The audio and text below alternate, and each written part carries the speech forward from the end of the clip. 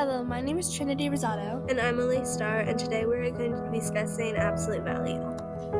An absolute value is a distance in numbers from 0, and the distance is always positive or 0. In this example, -4 is 4 units away from 0. Because the distance is always positive, the absolute value of -4 is 4. In another example, you can also see that 5 is 5 units away from 0. So the absolute value of 5 is 5.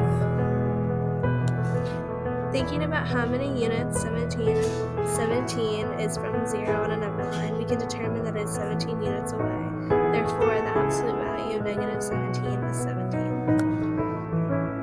Example 2, you would take the absolute value of 100 and -28.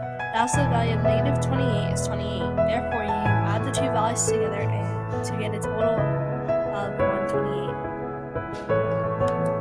In this example, you have the problem 79 minus 52 in the absolute value brackets, which make you want to solve it right then and there. However, you have to go through a process. You take 79 plus -52. Even though it's a negative, it will still give you the same answer from the start. In addition, you would get the answer of positive 27. In this example, it seems very perplexed. However, it's not. Let's take a look at the first row. You have -7 in the absolute value brackets, as well as +5, -16, -6, and +3. -7 turns into +7, and then you still have a -16 -6 in the absolute value brackets.